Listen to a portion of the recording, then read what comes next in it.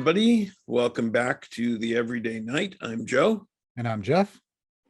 And tonight, Jeff, we are once again talking about something very topical in the news. Yeah, we're trying to stay current with our ancient values. Yes. and that is the streaming release of the new Batman movie. No. Not really. We should talk about that sometime, though. I haven't seen it yet, but I plan to see it.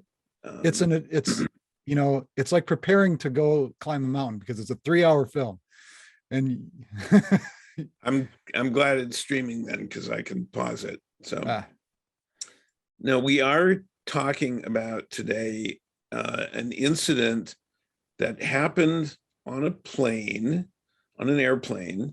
Snakes? Depending on your definition. See, we'll get into this, but boy, I wish Samuel L. Jackson was on that plane. I'm tired. Yeah. I think we'll get into that too, because I first of all explain the incident, and I think people will be familiar with it. Well, before we explain what they were doing on the plane, yes, we should talk about what we're doing right now, and specifically what we are drinking. So what are you drinking? I have in my great disappearing semi-visible glass a glass of a 2020 Loire Valley Vouvray. A Vouvray. Very nice. There's I wouldn't call it's not sweet, but it's got a fruit forward character to it, while still being crisp and still having a mouthfeel kind of like a Sauvignon Blanc. Okay. But a little more fruit forward. I quite like it. And what, pray tell, are you indulging in this evening? I happened upon a bottle of, when I was shopping earlier today, on a bottle of Knob Creek smoked maple bourbon. Oh. And it's very tasty. It satisfies my sweet tooth. I've been trying to cut back on my sweets, and you know that I have a relentless sweet tooth, and this satisfies it a little bit. Okay. So, well, here. Cheers. So, there was a plane flying out of Poland, I think, and an evangelical missionary apparently asked one of the flight attendants to ask he says, or it's reported that he asked permission of the flight attendant to ask the pilot if he could sing. Right. And it's unclear what he didn't explain what he was going to sing, or yes. And so he got up and sang a well-known evangelical Christian song.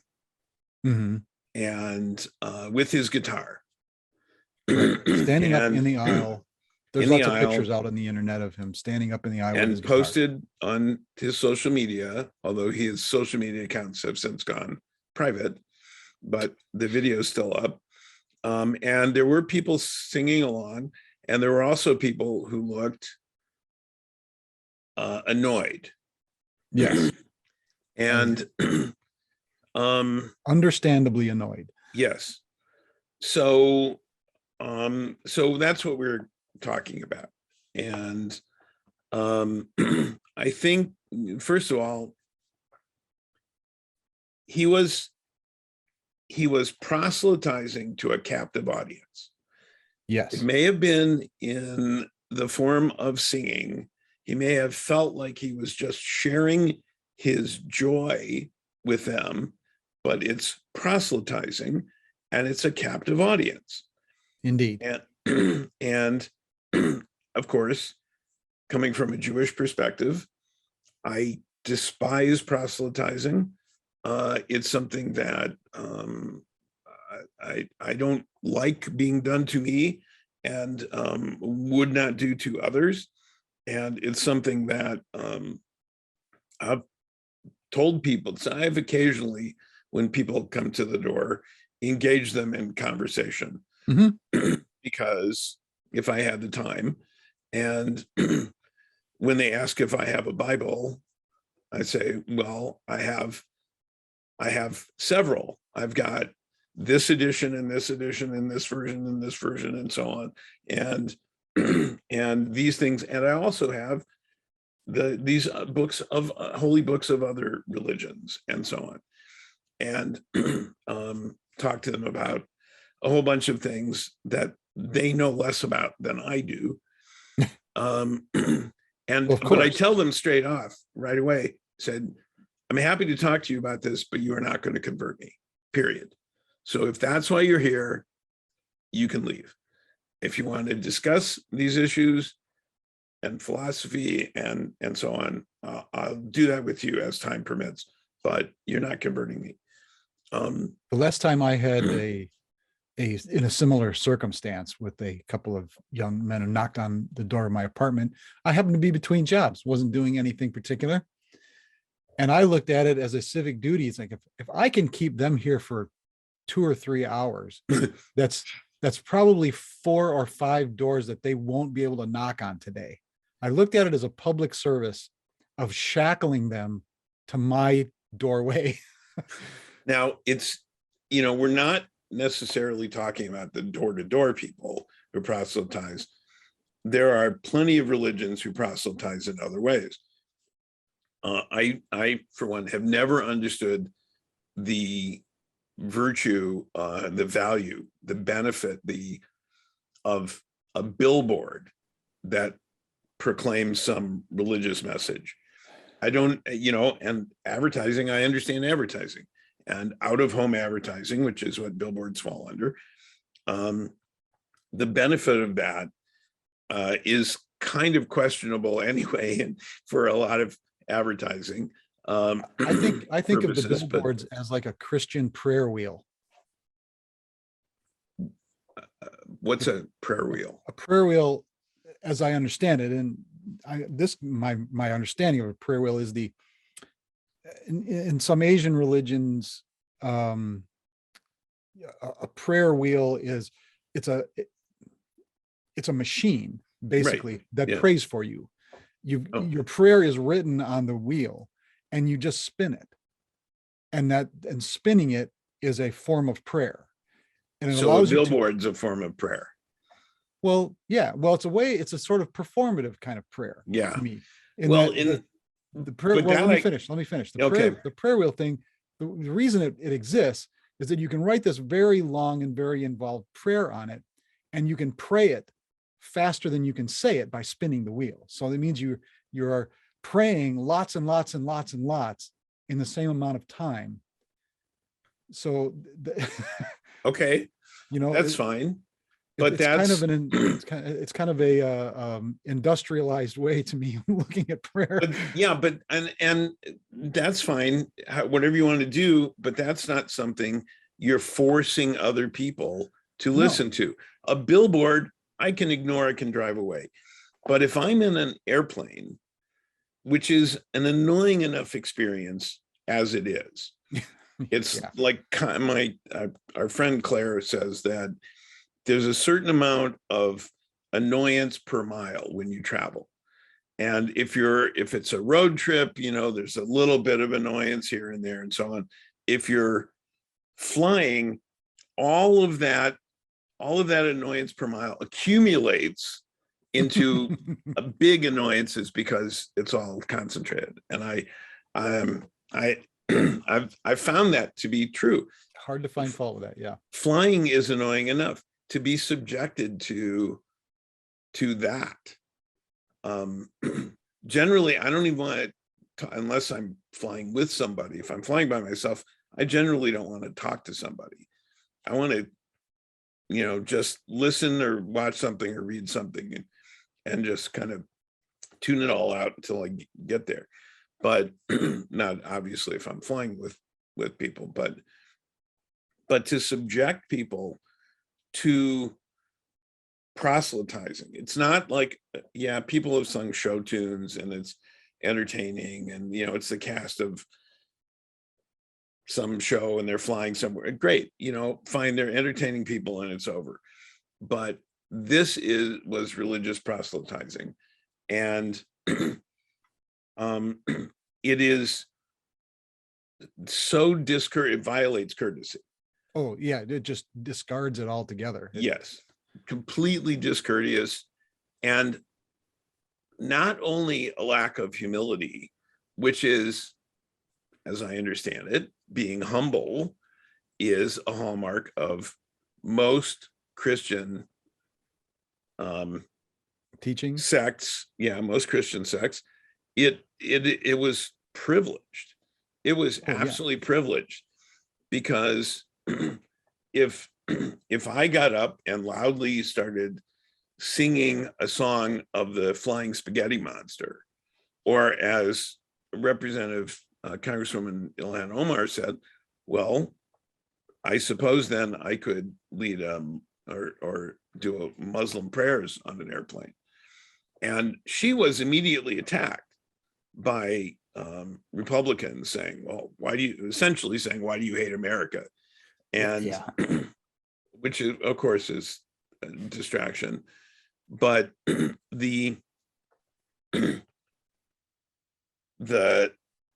label Judeo-Christian values, which I've seen, of course, in response to this, also pisses me off, because that is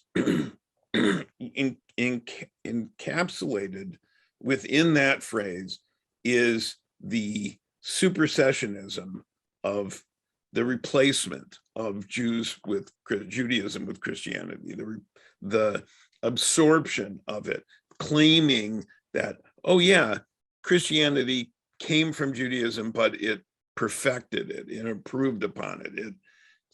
No, that it's different. The values are different, and if anything makes that clear, it's the debate about reproductive rights, because they're different points of view on that. So, well, there's different points of reproductive rights. They're one of the many problems I see with Christianity, and in particular American Christianity, is how many interpretations and sects, and this is where the founding fathers wanted to keep religion out of government, because back in England, it was, it wasn't, they were all Christians, but what sect of Christianity was the problem? Yeah, England had a history of, the wars, civil wars between absolutely sects, and the early colonies in the United States, before it was the United States, the early American colonies had their own state religions. Right. And well, most of the colonies were founded by, well, I shouldn't say most, many of the first colonies were founded by religious leaders, religious communities. The founders saw the problems that could come from that.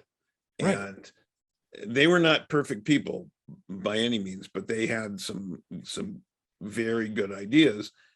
And the people who there are people who are adamant in defending a version of the Constitution and the Bible that actually doesn't exist.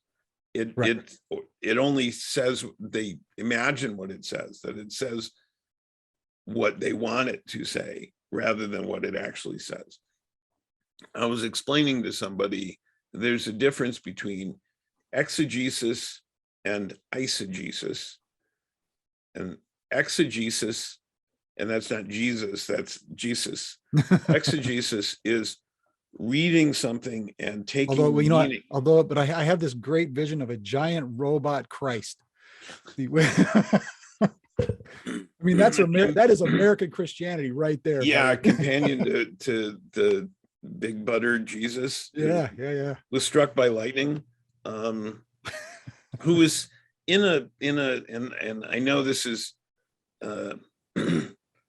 well, I don't want to be disrespectful. People can do, believe what they want to believe. We did talk about the idea of respecting the faith of another person.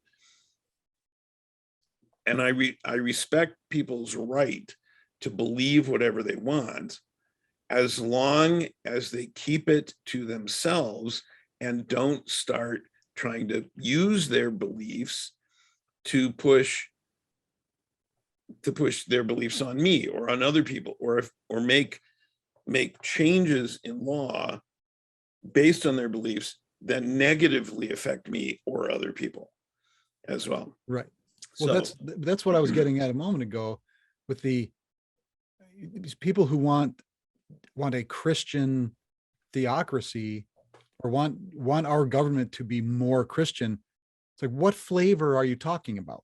What, you can't say I want Christianity to be the basis for our government, because nobody can agree on what Christianity is. So and that's where the founding fathers got it right. We can't agree on that. So we're going to let you do that in your home however you want. And we're going to run government ostensibly for the benefit of everyone, regardless of their religion. Yep. And just to finish my previous thought, exegesis is reading a document and taking from it the meaning that was in it. And people can disagree about that, but you're discussing what it meant. Right. Eisegesis is reading into that whatever you want it to mean. And for example, the people I posted recently urging Christians who were thinking of doing a Christian Seder, or their version of a Seder, Jewish Seder, which is the Passover celebration, right, to not do it, because it's not theirs to do. And it is usually the way they do it is to reinterpret all the symbolism to being all about Jesus. Yeah. Which it's not. It's other people have a right to stuff too. Christians have a right to their stuff. Other people have a right to their stuff. Just don't yeah. I think the other virtue that was violated is propriety. Yeah. That we talked about, which is difficult to teach people a sense of propriety, what is appropriate, what is not appropriate. And it was reading the room kind of thing. Yeah. And yeah, I can imagine Samuel L. Jackson being on the plane. I'm tired of this motherfucking proselytizing on the motherfucking plane. Right? Right. Absolutely. You know, I wonder if we could cut that. Boy, there's got to be an editing there somewhere between the movie and the clips of the. If somebody hasn't done it by now, somebody should get on it. It sounds like a challenge. I may see what I can find and see if I can do that. Okay. And duet it with the TikTok of the guy. Yeah. Right. Singing. And I'll see if I can find some animator out there who's willing to make me a big robotic Jesus. That's the second coming we're going to get, that's what it is. It's going to be a giant mechanized flame throwing, missile launching, red, white, and blue Jesus bot. Yeah. Well, I just recently, somebody was posted artwork by this painter who he paints these patriotic tableaus. Oh yeah. All featuring, I think I know the artist you're talking featuring about. Trump. And it was Trump with it's like George Washington and Abraham Lincoln and a bunch of other, Teddy Roosevelt, and Reagan, and some others, and they were all in modern military gear, holding semi-automatic rifles, and all looking, buff, Yeah. as if, and of course Trump was taller than all of them, although Washington was pretty tall, and Lincoln was very tall. Lincoln was famously tall. Yeah, and and this is like the one of Trump riding a dinosaur with an American flag and a AR-15, Yeah.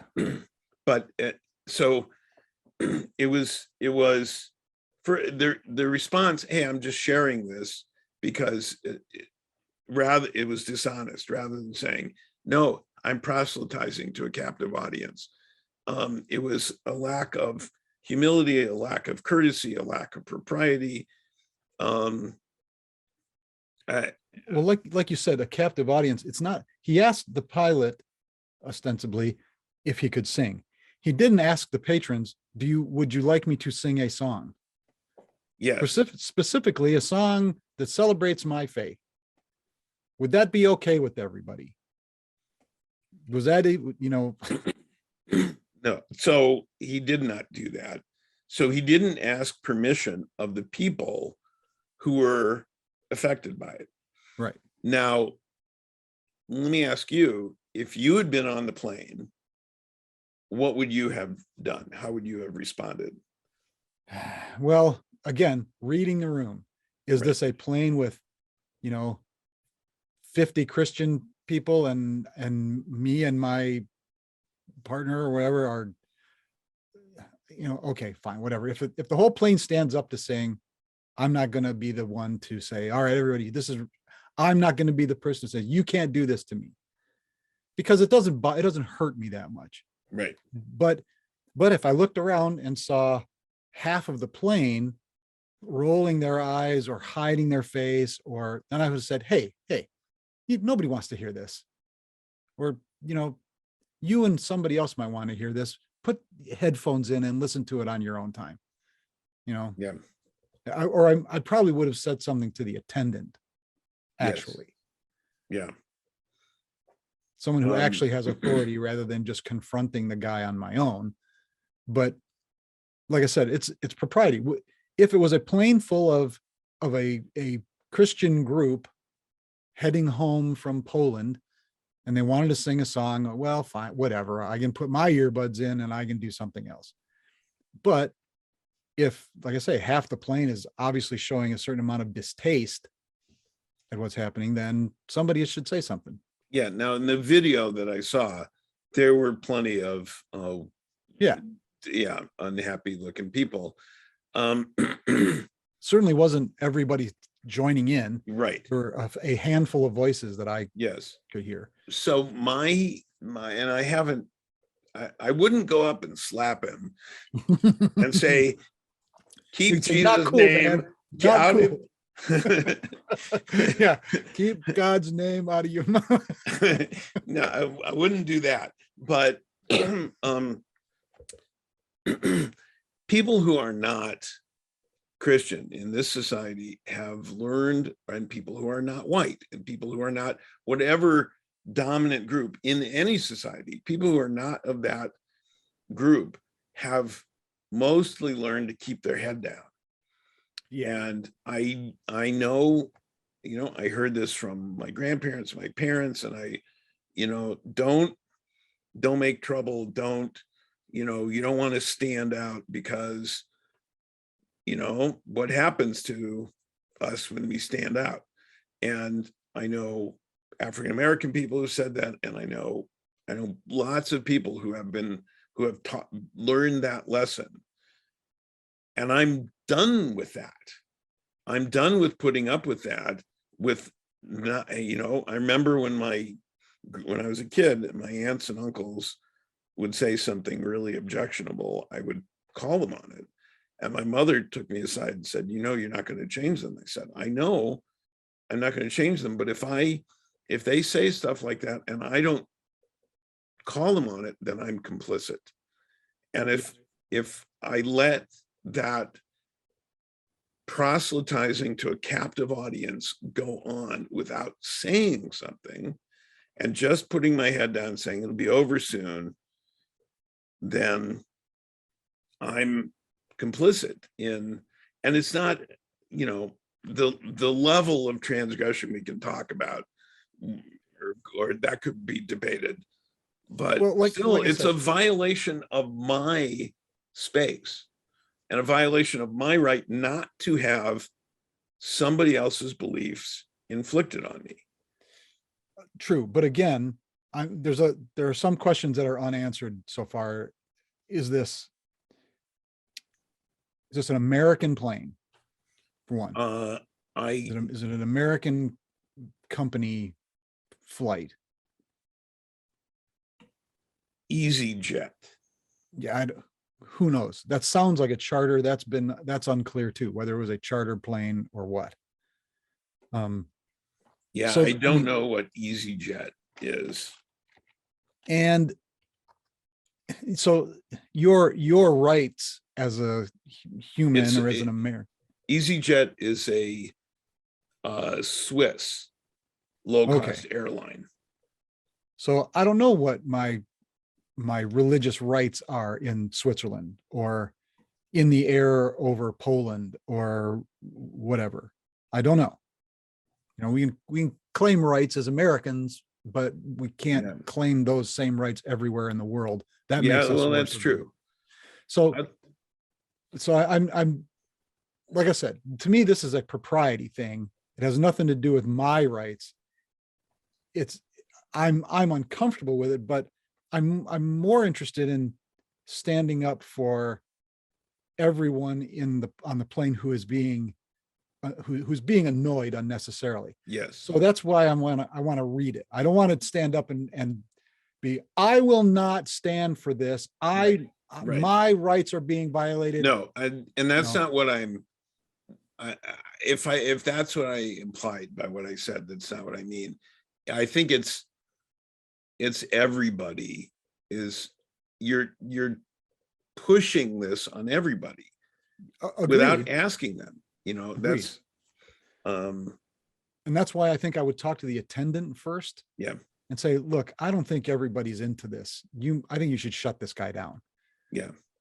It also, just as kind of a flip side of this though, and just to show that I'm looking at this, trying to look at this objectively, it reminds me a little bit of a song, one of my favorite songs by Mark Cohn, called "Walking in Memphis."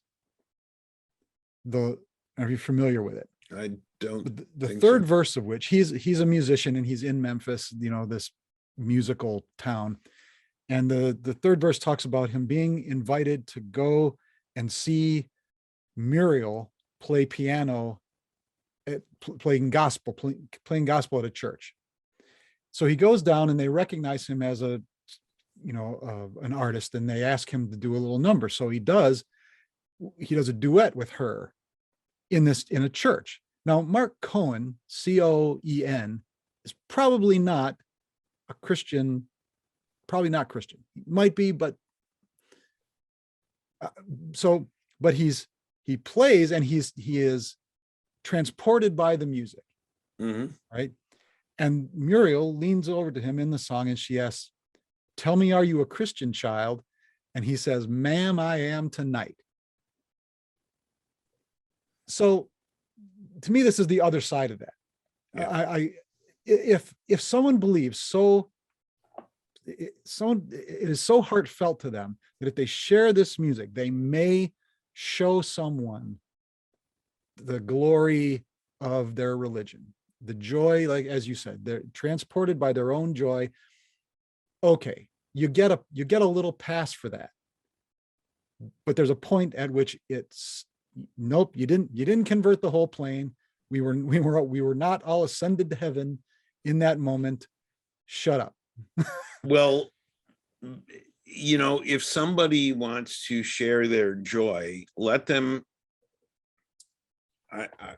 let them share it, but give me a choice whether Yes. I want to have it shared with me. And on a plane, I don't have a choice. I can't, it's not Right. like I can step out for a few moments. There was, I'm trying to remember who it was, and I think it might have been Dick Gregory, the comedian and activist, who said that there's no need for proselytizing. If you have something good, people will come to you. They'll want to get it from you. They'll want to take it from you. They'll want it. Mhm. If you have something that's worth sharing, you don't have to push it on people. In fact, that's often counterproductive.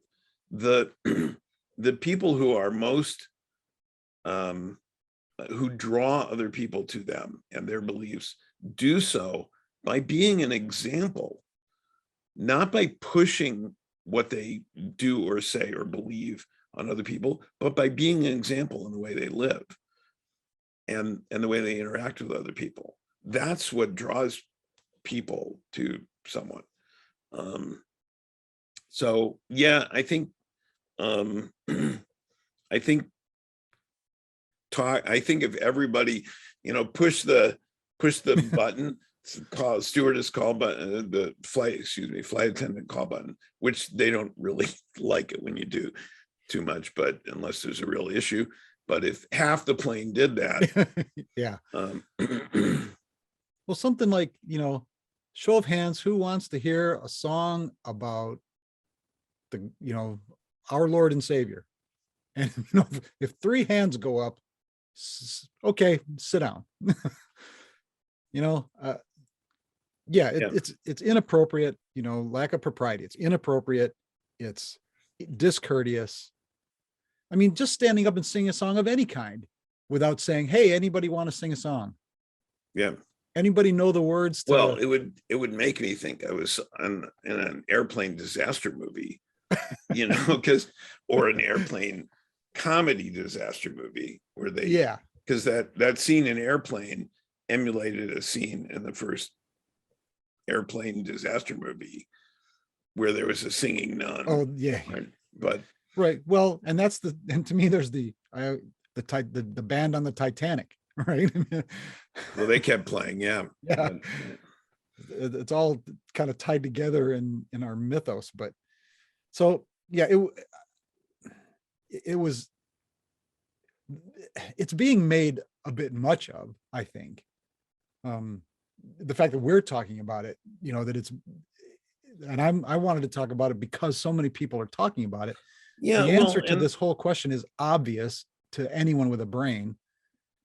And to anyone with a sense of propriety or courtesy or humility. yes, and I assume that of all of our listeners. Yes, of course. At least. So yeah, I think it was wrong, and my first reaction was thinking, gee, I wonder what would have happened if Will Smith had been. and I thought of Samuel L. Jackson. So yeah, there we go. Yeah. So, well, I think we've about covered that. Yeah. Well, this is easy, I think, because it's a pretty cut and dried situation from our perspective, that this was all stupid and wrong and shouldn't have happened. And now we can be done with it. Yeah. And from the clip I heard, he's not that good anyway. So yeah, exactly. Yeah. If Yo-Yo Ma was on the plane and wanted to play, that'd be great. But Jascha Heifetz is going to give us a rendition. I thought of saying Jascha Heifetz, but you don't maybe think our it's audience? Itzhak Perlman. Itzhak Perlman? Yeah, well, he's great. Yeah. So yeah. Anyway, and he's going to do a selection from Fiddler on the Roof. Not necessarily, but he could. But yeah, actually, that I did go to see a production of Fiddler on the Roof, and there were a group of nuns seated nearby, who were enjoying it very much, because it's a great play. and Great it musical. is in some ways a universal Oh, story about dominant societies and people who are not, and conflict in families, and assimilation versus, upholding tradition, and it just and there's recently, past few years, been a Yiddish language production of it, which is cool. And I saw, and it's worth looking up, the two leads from the Yiddish language production just on a stage singing in Yiddish the "Do You Love Me" song duet. Huh. Yeah. And with subtitles, and it really good, really good. But so anyway, Okay. I will look it up, actually. That sounds interesting. I don't think I could watch the whole production in Yiddish, but yeah, but anyway, not that, and I don't mean to imply by this that it's okay, it would be okay if somebody got up in the plane and started, well, Jews don't proselytize anyway, so it, right. And if somebody wants to pray in their seat, and Orthodox Jews have been known to do that, because if it's a long flight and it's going to take them into the time, because they're 3 times daily prayers, they would do that. And I don't know what devout Muslims do in terms of their 5 times daily prayers. I think it's 5, which usually involves a prayer rug and bowing, if they can do that you can't do that. I think, like Judaism, in some ways, Islam has a certain practicality quotient, that there are exceptions and things like that you can, if you're in this situation, you needn't do this. Right. You can make up for it later. It's so well, yeah, it's certainly true in Judaism with fasting. Yeah. If you are not healthy and you need to eat, or you need to take medication and stuff, you are not only allowed to, you are required to. Yeah. Rather than fasting. Right. So yeah. So, but we're getting way far afield anyway. Yeah. So yeah, we've dealt with this guy from Singapore, was where he was originally from. So yes. Who knows what I don't know that Christianity is as big in Singapore as I wouldn't think so, but I don't know. Well, I don't know. In any case, so don't sing on a plane, especially if Samuel L. Jackson is on the flight with you. Don't sing in first class, for God's sake. Don't sing in first class. Yeah. I don't even like it when I've been to concerts where people in the audience are singing along. Yeah. I don't want to hear you sing. I came to hear them sing. Yeah. And you're not even singing the right song. Wow. Oh yeah. Yeah. I remember, I think the last big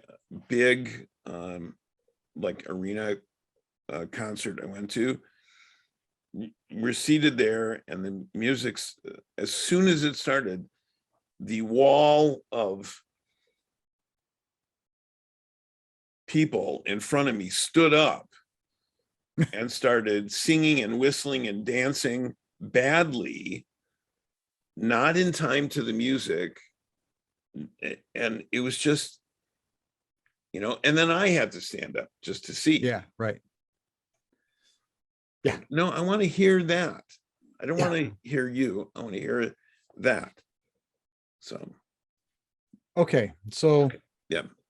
As I was saying, just trying to give some good advice. Don't Yes. sing on a plane. Till next time, when we are here again, be thou A good night. and true.